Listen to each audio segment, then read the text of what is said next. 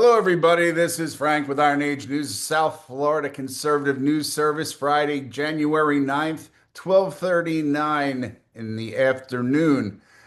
And I know everybody and their grandmother is discussing Renee Nicole Good, and I've seen that her GoFundMe page is up to $1.5 million, which is pretty substantial for, an out of work person who is basically working in some type of theoretically in her mind paramilitary capacity and tangled with the police and sort of became a folk hero for the next 10 minutes, but she is not George Floyd. So let's talk about something that nobody wants to talk about, which is not the protests, not the shooting, not even the immigration policy, but something that lies beneath it all.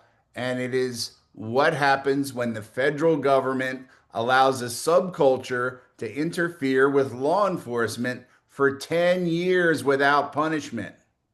Because that's how you go from mild protest to bold activism to civilians shadowing federal convoys to USB cables, phone trees, and ICE watch networks, and eventually to a sovereignty collision in the streets of Minneapolis. This is the story of what they would call the immunity economy and how it was built, why it lasted, and this is how it's finally broke. So, for nearly a decade, Americans watched anti ICE protests escalate from symbolic to operational. And this has played out, like I said, for a decade. At first, it was chanting outside the courthouses and city halls. The activists started following the vans. Then they became bicycle escorts. Then the phone alerts. Then the shadowing, which is literally stalking ICE convoys from the minute they leave the barn to wherever they're going and being on the phone with each other and giving you ideas of where they're going to move. They've had informants operating inside of different offices, giving you the hit list for the day, things of that nature. And this is all as they have moved through sanctuary cities. So the key part is nobody has really gotten punished. No real arrests, no real prosecutions, no real fines, no probation, nothing.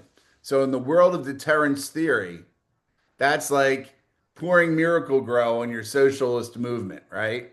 So sanctuary cities did something that the founders of this country never anticipated. They didn't nullify federal law because that would be unconstitutional and they could have repercussions. They just refused to cooperate with it. The police didn't help ICE. Prosecutors didn't file charges. Politicians treated enforcement as illegitimate and made sure everybody on television knew it. NGOs taught people how to obstruct federal agents, and activists learned one big lesson, which is you can contest federal authority without risk. Somebody will bail you out, somebody will get you a lunch, somebody will always be there to make sure this is not a zero-sum game. That's how you create a sanctuary paradox. Local immunity without local sovereignty. Okay? So when you remove consequences from behavior, the behavior changes categories. Protesting becomes a hobby. A hobby becomes a lifestyle, and a lifestyle becomes an identity, and an identity eventually becomes entitlement. By 2024 and 2025, there was a new generation of activists who generally believed we don't just have the right to protest ICE, we have the right to interfere with them. That is a massive psychological leap. And it went uncontested by the federal government for 10 years. 10 years. All right. Then comes Minneapolis. So after George Floyd, the city embraced total non cooperation with ICE, which didn't even make any sense because George Floyd was not an illegal, right? MPD wouldn't assist. Prosecutors declined cases. Politicians signaled approval. This is great. Tampon Tim Walz, of course, the guy who now wants to bring the National Guard out to fight federal agents. Schools and NGOs normalized community defense.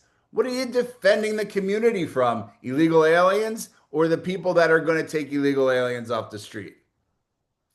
Into that environment comes an activist ecosystem, well practiced, well trained, and operational. And they are good, don't get me wrong. When activists shadow ICE in Minneapolis, they're not being reckless, they're being rational because the environment told them for years that nothing bad is going to happen if you tail a cop or bump a cop or roll up next to him and tell him to go fuck himself a lot or throw water at him or whatever else they're up to. That's why they behave like, as we call, combatants. They have decided they had rather be combatants than regular civilians because they believe they were protected by immunity. In the case of Renee Nicole Good, if I could be so bold as to say her white privilege killed her, it did. Okay? So now here's the uncomfortable question.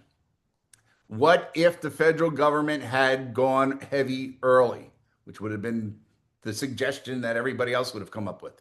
What if in 2018 or 2020 or 2022, the summer of love time period, the feds had actually arrested, indicted, or sentenced the first wave of interference activists? Right? What if they'd done any of that? What if they had been injunctions against the NGOs running ICE Watch or RICO style cases brought against obstructionist networks? Or if you could have caught the guy who was laying the pallets full of bricks out everywhere or who stole all the white vans that everybody was moving around in. Nothing was tracked. What if there had been real penalties for shadowing federal operations? Would we have even had the Minneapolis situation? Because social movements don't survive contact with real consequences, they survive in immunity zones. All right. So everything in this story about this shooting leads you to one conclusion. The activists of 2026 were playing by the rules of 2020. The federal government is not. When Trump returned to power, DHS and ICE reassessed federal sovereignty. The immunity economy abruptly ended. It's over. The activists didn't adjust because nobody told them the game had changed. And when these two realities collided, a civilian died. Kind of a civilian.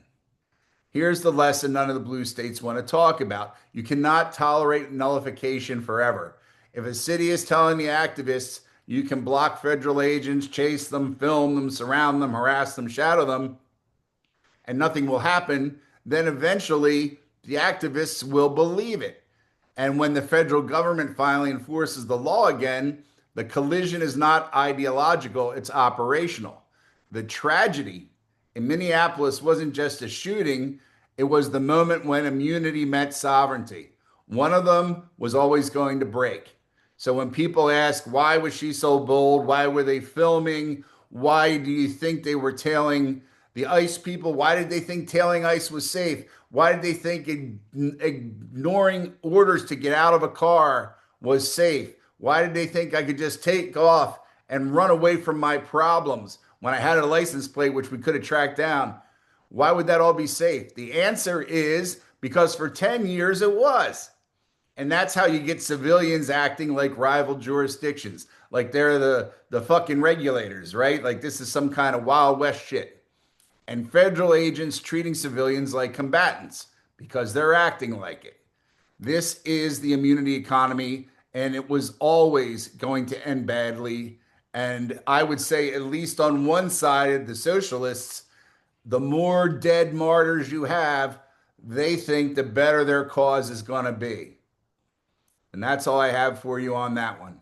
$1.5 million in a GoFundMe is what this woman's worth. The story that's going to come out will not be flattering, but at least somebody got paid, right? So there you have it. Friday, have a nice day, and I will talk to you later on.